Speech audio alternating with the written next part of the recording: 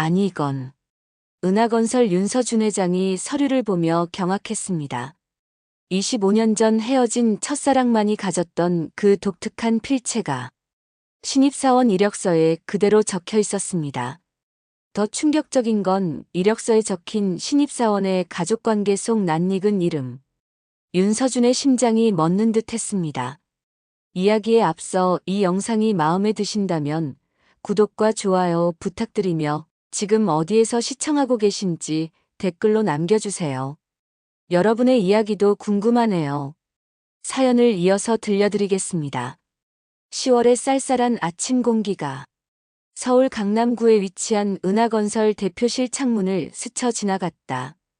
윤서준은 커피잔을 손에 든 채 도시를 내려다보며 하루 일과를 생각하고 있었다.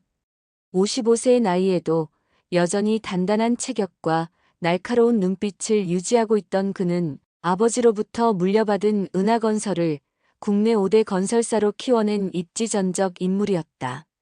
책상 위에는 오늘 검토해야 할 서류들이 정갈하게 정리되어 있었다. 분기별 매출 보고서, 신규 프로젝트 제안서, 그리고 인사팀에서 올라온 신입사원 채용 관련 서류들. 서준은 평소 신입사원 채용에 직접 관여하지 않았지만 올해는 회사 창립 30주년을 맞아 특별히 우수 인재 선발에 관심을 기울이고 있었다. 사장님, 인사팀 김 과장입니다. 비서 최수진의 목소리가 인터폰으로 들려왔다. 들어오라고 해. 문이 열리며 인사팀 김 과장이 두툼한 파일을 들고 들어왔다. 그의 표정은 평소보다 조금 경직되어 보였다. 사장님, 이번 신입사원 최종 합격자 명단과 관련 서류입니다. 검토 부탁드립니다.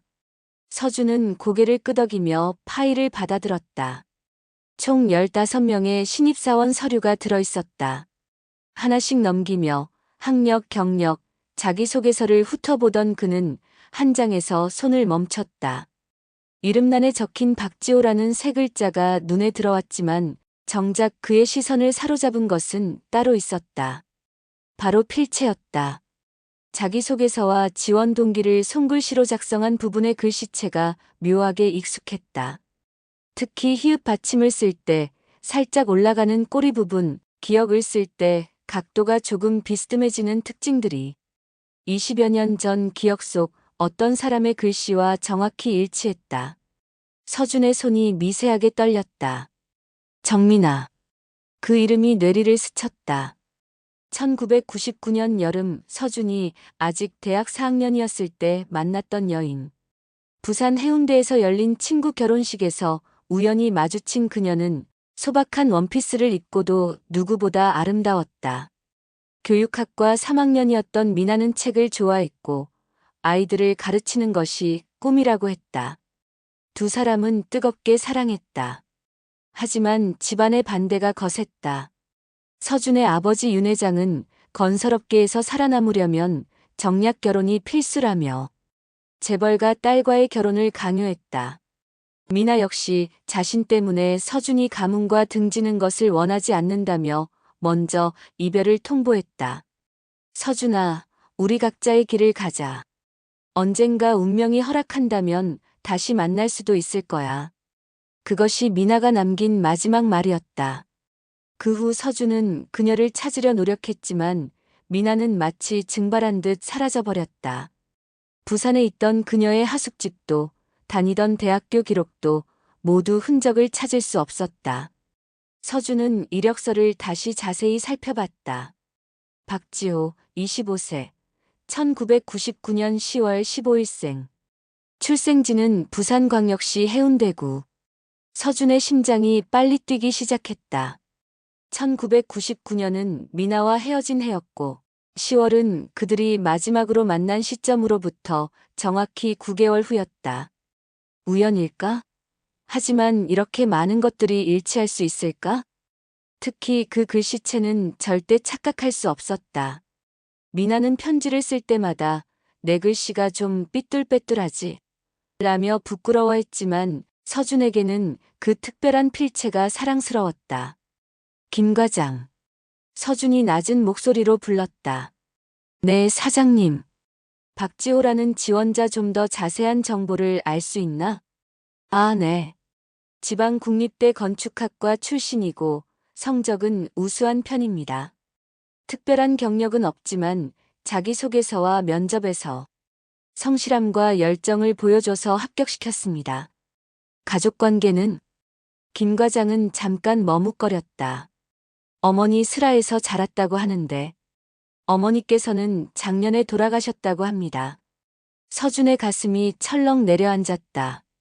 미나가 세상을 떠났다는 것인가? 혹시 어머니 성함은?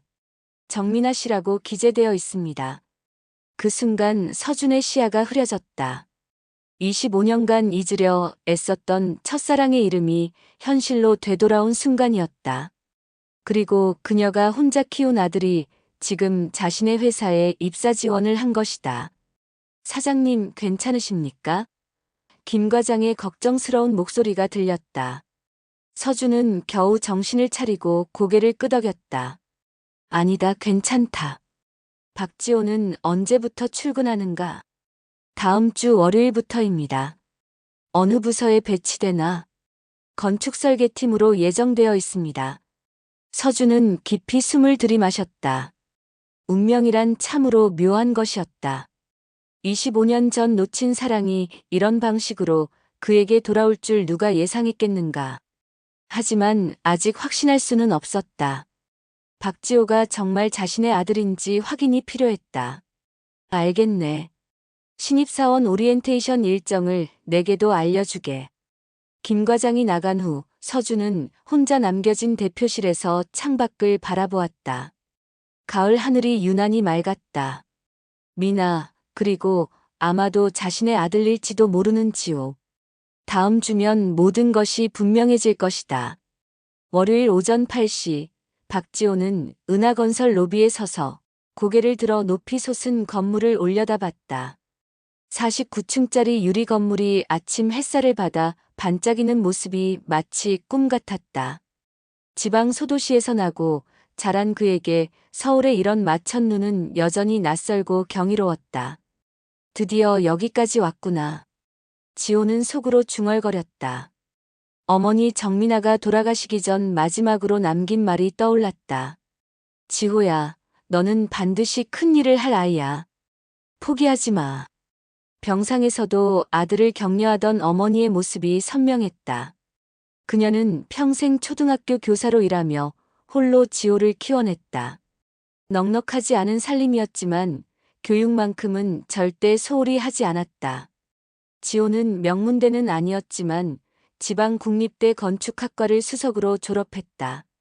대학 4년 내내 장학금을 받으며 공부했고 틈틈이 아르바이트로 생활비를 벌었다. 화려한 스펙은 없었지만 그 누구보다 열심히 살아온 자신만의 이야기가 있었다. 로비에서 신입사원 배지를 받은 지호는 엘리베이터를 타고 15층 건축설계팀으로 향했다. 문을 열고 들어서자 넓은 사무실이 한눈에 들어왔다. 여러 개의 대형 모니터와 설계 도구들이 정갈하게 배치된 책상들, 그리고 벽면에 붙어있는 각종 건축 프로젝트 도면들이 전문적인 분위기를 자아냈다. 아, 신입사원이군. 40대 초반으로 보이는 남성이 지호를 보며 다가왔다. 나는 건축설계팀 차장 송도훈이야. 앞으로 잘 부탁해. 송도훈은 겉보기에는 친절해 보였지만 지호를 바라보는 시선에는 미묘한 경계심이 담겨 있었다.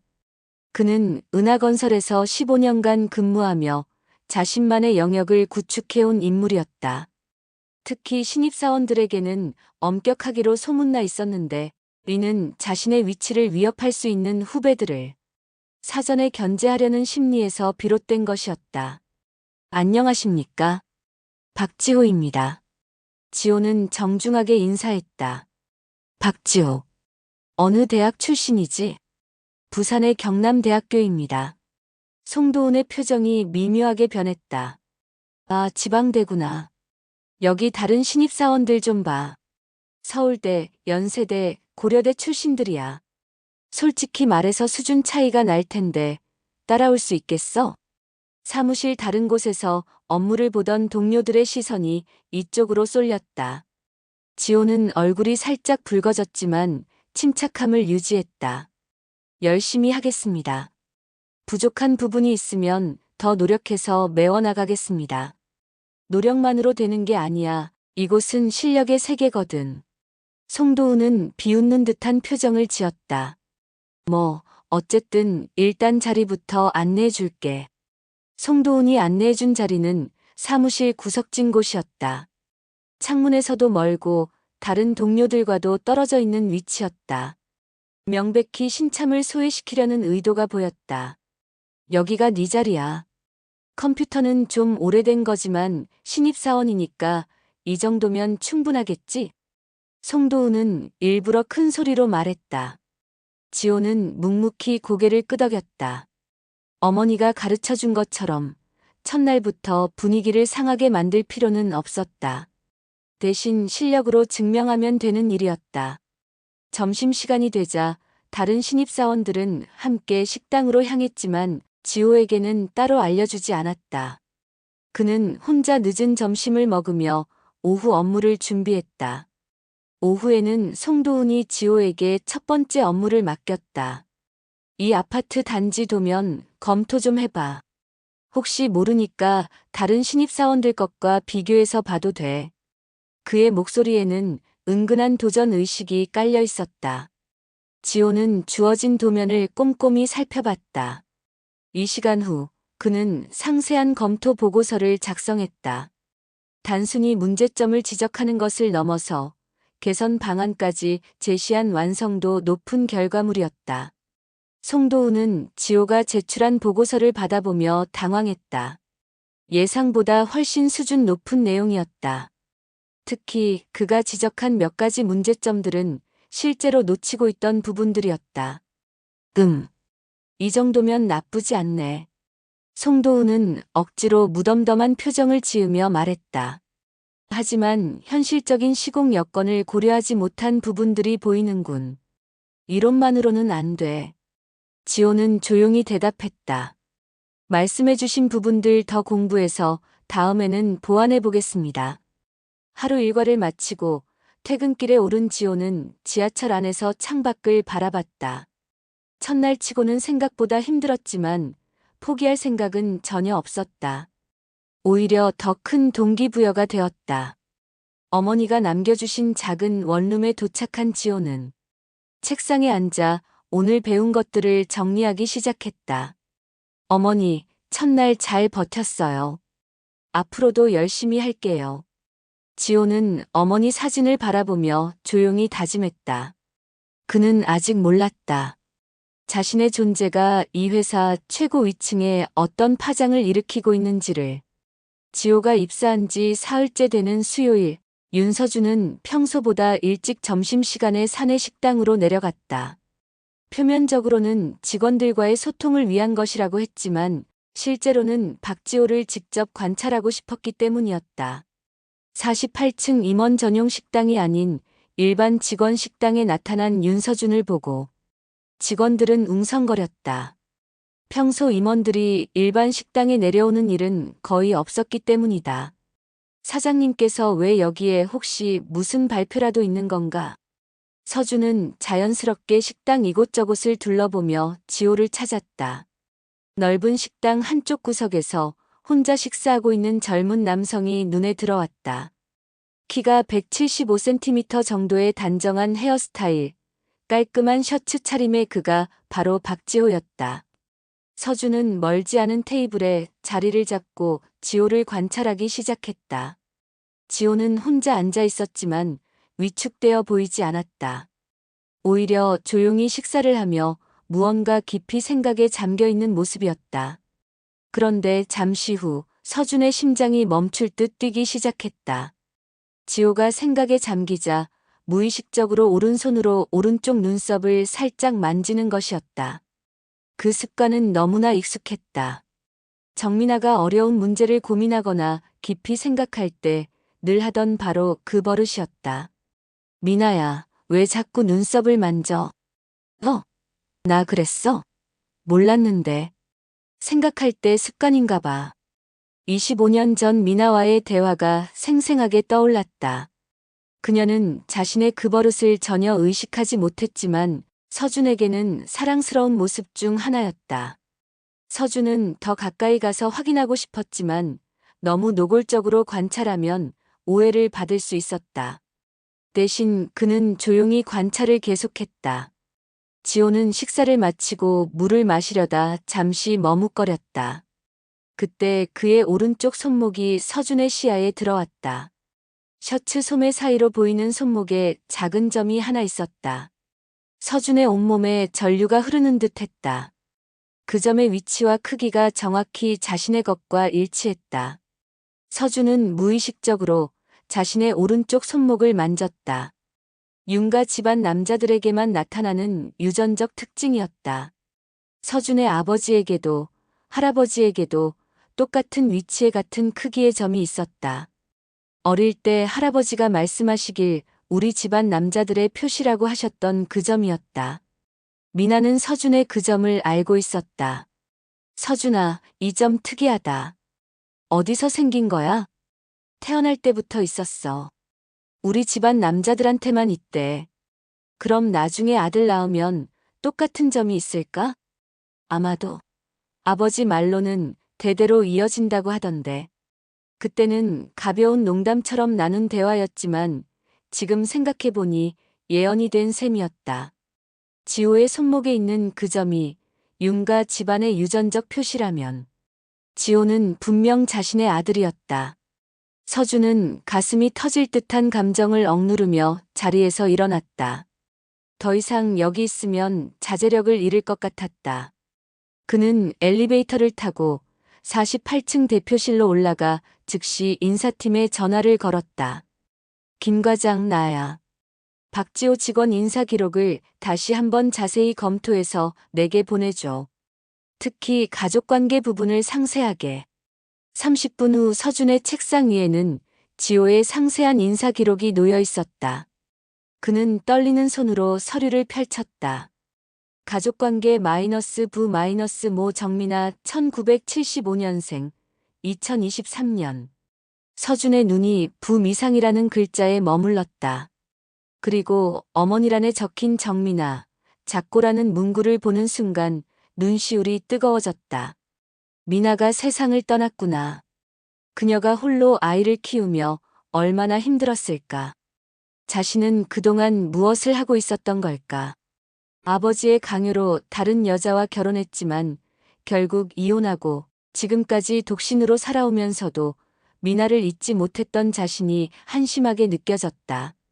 서준은 더 자세한 확인이 필요하다고 판단했다.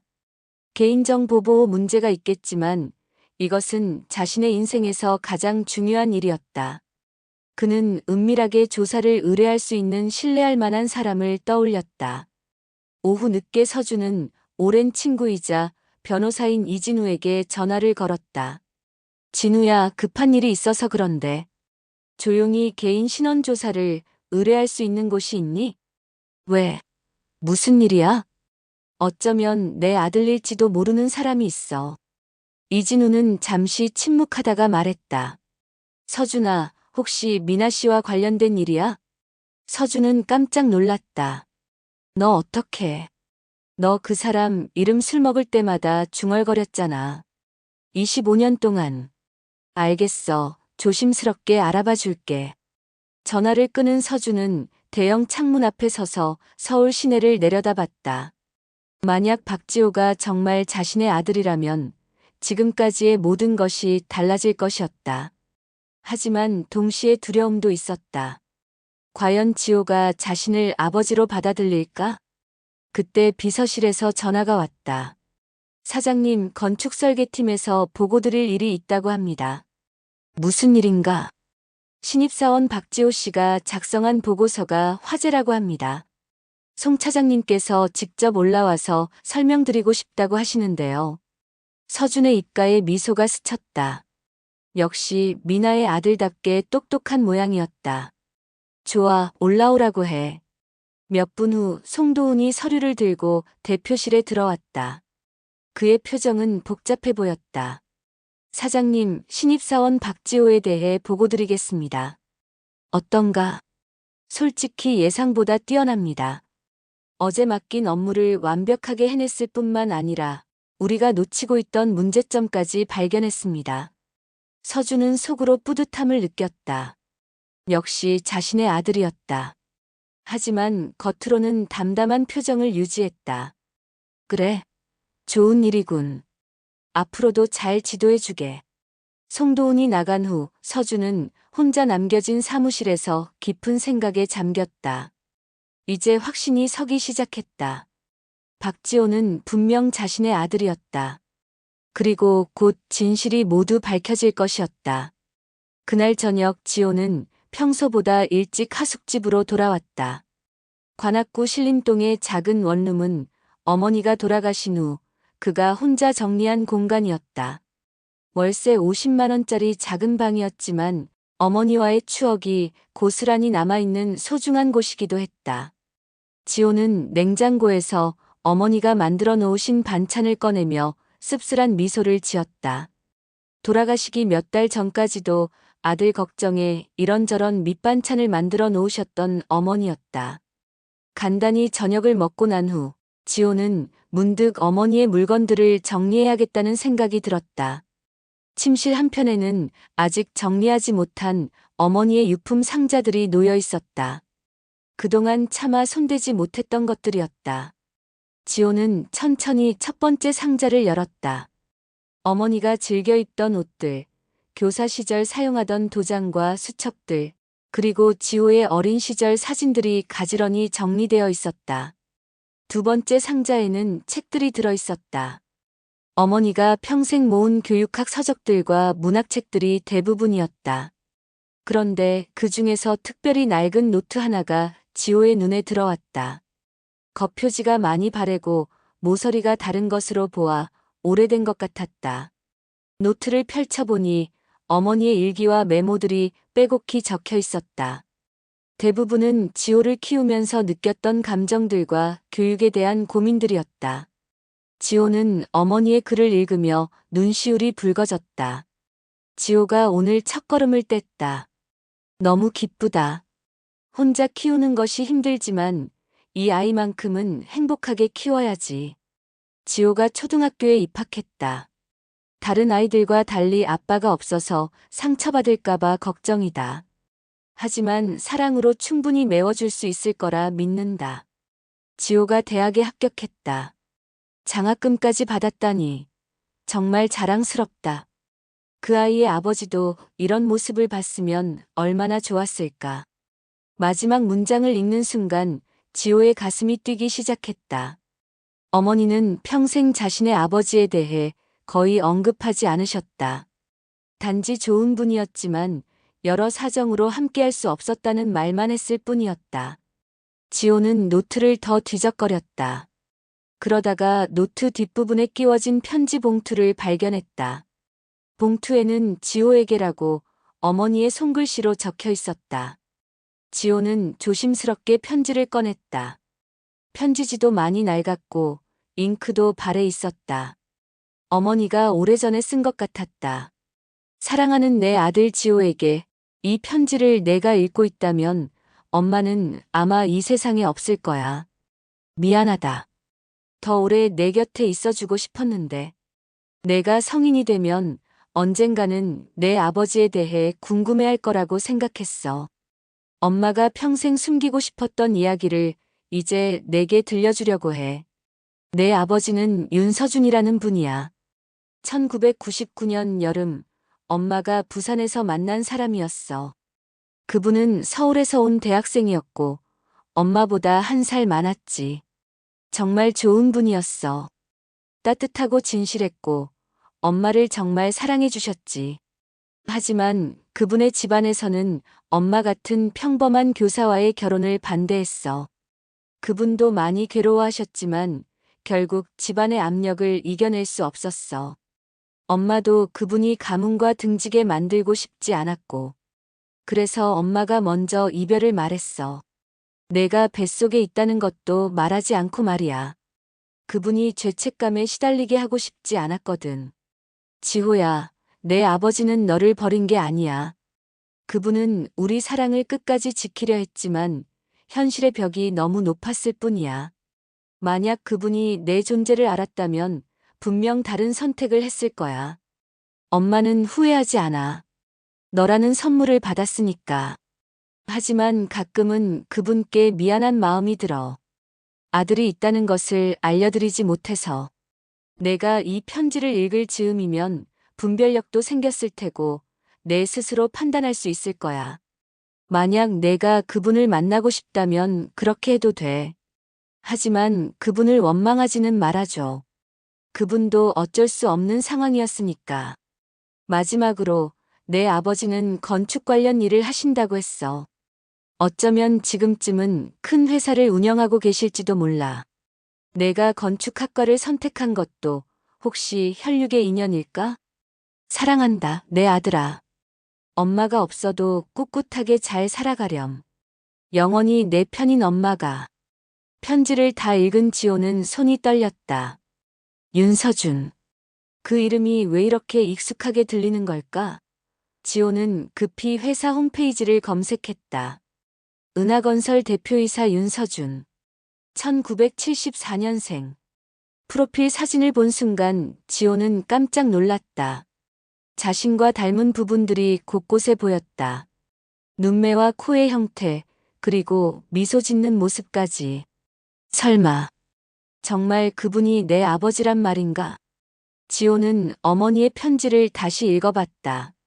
건축 관련 일을 한다는 부분, 그리고 지금쯤은 큰 회사를 운영하고 있을 거라는 어머니의 추측. 모든 것이 일치했다. 하지만 확신을 할 수는 없었다. 혹시 동명이인일 수도 있고 단순한 우연일 수도 있었다. 무엇보다 지호는 혼란스러웠다. 만약 정말 윤서준 대표가 자신의 아버지라면 지금까지 자신이 겪었던 모든 일들이 다르게 보일 것이었다. 지호는 밤늦게까지 잠들지 못하고 고민했다. 과연 진실을 확인해야 할까? 만약 정말 그분이 아버지라면 어떻게 접근해야 할까? 아니면 그냥 모른 척하고 지내는 게 나을까? 다음 날 아침 지호는 결심했다. 우선 회사에서 평소와 다름없이 일하면서 상황을 지켜보기로 했다. 그리고 기회가 되면 자연스럽게 진실을 확인해보기로 마음먹었다. 어머니가 평생 숨기고자 했던 비밀이었지만 이제는 알 권리가 있다고 생각했다. 무엇보다 지호는 궁금했다. 과연 윤서준 대표는 자신의 존재를 알고 있을까? 그리고 만약 안다면 어떤 마음일까? 지호는 어머니의 편지를 소중히 간직하며 새로운 하루를 준비했다. 진실을 향한 첫걸음을 내디딜 시간이었다. 다음 날 오전, 지호는 평소보다 일찍 회사에 도착했다. 어머니의 편지를 읽은 후 밤새 뒤척이며 고민했지만 결국 직접 확인해보기로 결심했다. 주머니에는 어머니의 편지가 조심스럽게 접혀 들어 있었다. 업무에 집중하려 했지만 마음이 복잡했다. 혹시 윤서준 대표가 정말 자신의 아버지라면 지금까지의 모든 것이 달라질 것이었다. 하지만 동시에 두려움도 있었다. 만약 아버지가 자신의 존재를 원하지 않는다면 어떻게 해야 할까? 오전 10시쯤 건축설계팀에 전화가 걸려왔다. 박지호 씨, 대표실에서 올라오라고 하십니다. 송도훈 차장이 의아한 표정으로 지호를 바라봤다. 뭔 일이지? 신입사원이 대표실에 불려간다고? 지호도 당황했다. 혹시 자신의 정체가 들통난 것일까? 아니면 단순한 업무 관련 호출일까? 떨리는 마음으로 엘리베이터를 타고 49층으로 올라갔다. 대표실 앞에서 잠시 망설이던 지호는 용기를 내어 문을 두드렸다. 들어오세요. 문을 열고 들어서자 넓은 대표실이 한눈에 들어왔다. 그리고 책상 뒤에 앉아있던 윤서준이 일어서며 지호를 맞이했다. 두 사람이 가까이서 마주한 것은 이번이 처음이었다. 박지호 씨 맞죠? 윤서준의 목소리는 떨리고 있었다. 네, 그렇습니다. 지호도 긴장한 상태였다. 서준은 지호의 얼굴을 자세히 관찰했다. 가까이서 보니 더욱 확실했다. 눈매, 코의 형태, 심지어 말할 때의 표정까지 모든 것이 젊은 시절 자신과 닮아 있었다. 그리고 무엇보다 미나의 흔적들이 곳곳에서 발견되었다. 앉으세요. 차 한잔 하시겠어요? 아, 괜찮습니다. 어색한 침묵이 흘렀다. 서준은 어떻게 말을 꺼내야 할지 고민하고 있었고, 지호는 자신이 왜 불려왔는지 궁금해하고 있었다. 마침내 서준이 입을 열었다. 지호 씨, 혹시 어머니께서 남기신 물건 중에 특별한 것이 있나요? 지호는 깜짝 놀랐다. 왜 갑자기 어머니 이야기를 하는 걸까? 혹시 정말로 무슨 말씀이신지. 혹시 편지 같은 건 말입니다. 서준의 목소리는 더욱 간절해졌다. 지호는 가슴이 뛰었다. 편지를 언급한다는 것은 우연이 아니었다. 그는 주머니에서 조심스럽게 편지를 꺼냈다. 혹시 이것을 말씀하시는 건가요? 서준은 편지 봉투를 보는 순간 눈시울이 붉어졌다. 그것은 분명 미나의 글씨체였다. 25년간 잊을 수 없었던 그 손글씨였다. 읽어보셔도 돼요. 지호가 조심스럽게 말했다. 서준은 떨리는 손으로 편지를 받아 펼쳤다. 미나의 글을 읽어가며 그의 눈에서는 눈물이 흘러내렸다. 그녀가 홀로 아이를 키우며 얼마나 힘들었을까. 자신이 아들의 존재도 모른 채 다른 삶을 살고 있는 동안. 아버지. 지호가 조용히 말했다. 그 한마디에 서준은 더 이상 참을 수 없었다. 25년간 억눌러왔던 감정이 터져나왔다. 지호야. 미안하다. 정말 미안하다. 아버지가 늦었구나. 아니에요. 어머니께서 말씀하셨어요. 아버지도 어쩔 수 없는 상황이었다고. 두 사람은 서로를 바라보며 말없이 눈물을 흘렸다. 25년간 떨어져 있었던 아버지와 아들이 마침내 만난 순간이었다. 잠시 후 서준이 말했다. 내 어머니는 어떻게 돌아가셨니? 췌장암이었어요. 마지막까지 아버지 이야기를 하셨어요. 원망하지 말라고 좋은 분이었다고. 서준은 더욱 미안한 마음이 들었다. 미나가 참 좋은 사람이었지. 아버지보다 훨씬 더 훌륭한 사람이었어. 그때 대표실 문이 갑자기 열리며 송도훈이 들어왔다. 그는 급한 보고 건이 있다며 허락도 받지 않고 들어온 것이었다. 사장님, 긴급 보고가. 송도훈은 눈물을 흘리고 있는 두 사람을 보며 당황했다. 서준은 재빨리 눈물을 닦으며 자리에서 일어났다. 송 차장, 잠깐 나가 있어 주겠나? 아, 네. 하지만 이 보고서는 나중에 보겠네. 송도훈이 나간 후 서준은 지호에게 말했다. 지호야, 사실 아버지도 며칠 전부터 내가 내 아들이 아닐까 하고 생각하고 있었어. 내 습관들이나 생김새가 너무 미나를 닮았거든. 그래서 저를 불러주신 건가요? 그래. 하지만 앞으로가 문제야. 회사 사람들이 알게 되면 여러 가지 말들이 나올 거야. 특히 내가 특혜를 받는다는 오해를 받을 수도 있고. 지호는 고개를 끄덕였다. 저도 그 부분이 걱정이에요. 하지만 저는 제 실력으로 인정받고 싶어요. 서준은 아들의 의젓한 모습에 뿌듯함을 느꼈다. 좋다. 그럼 일단 우리 사이는 비밀로 하자. 내가 충분히 실력을 증명할 때까지 말이야. 네, 그게 좋겠어요. 하지만 송도훈은 복도에서 문틈으로 들려오는 대화를 엿듣고 있었다. 아들이라는 단어와 25년이라는 숫자가 분명히 들렸다. 그는 충격에 빠졌다. 오후에 열린 팀장급 이상 회의에서 송도훈은 기회를 엿보고 있었다. 회의가 끝날 즈음 그가 입을 열었다. 사장님, 혹시 신입사원 박지호에 대해 특별한 계획이라도 있으신가요? 아무래도 다른 신입사원들과 달리 신경을 많이 쓰시는 것 같아서. 회의실의 분위기가 미묘하게 변했다. 서준은 송도훈의 의도를 눈치챘다. 무슨 의미인가, 송 차장? 아니, 그냥 궁금해서요. 서준은 결단을 내렸다. 어차피 언젠가는 공개해야 할 일이었다. 그리고 지금이 적절한 때인 것 같았다. 좋은 질문이군요. 사실 박지호는 서준은 잠시 멈췄다가 계속했다. 내 아들입니다. 회의실이 순간 조용해졌다. 모든 임원들이 충격에 빠진 표정이었다. 하지만 그가 특혜를 받는 일은 없을 것입니다. 오히려 더 엄격하게 평가받을 것입니다. 그가 스스로 실력을 증명해야 하니까요. 송도우는 자신의 계획이 빗나간 것을 깨달았다. 오히려 서준이 먼저 공개함으로써 주도권을 잡아버린 것이었다. 그날 오후 지호는 자신도 모르는 사이에 회사 전체의 화제가 되어 있었다. 하지만 그는 여전히 묵묵히 자신의 업무에 집중했다. 퇴근 후 서준은 지호를 불러 함께 저녁 식사를 했다. 25년간 나누지 못했던 이야기들을 조금씩 나누기 시작했다. 아직은 어색했지만 두 사람 모두 새로운 관계를 만들어 가겠다는 의지가 있었다. 지호야, 앞으로 힘들 일이 많을 거야. 하지만 아버지가 항상 내 편이라는 것만은 잊지 마라. 네, 아버지. 저도 아버지께 부끄럽지 않은 아들이 되겠습니다. 1년 후 은하건설은 창립 이래 최대 규모의 프로젝트를 수주했다. 부산 해운대 신도시 개발 사업이었다.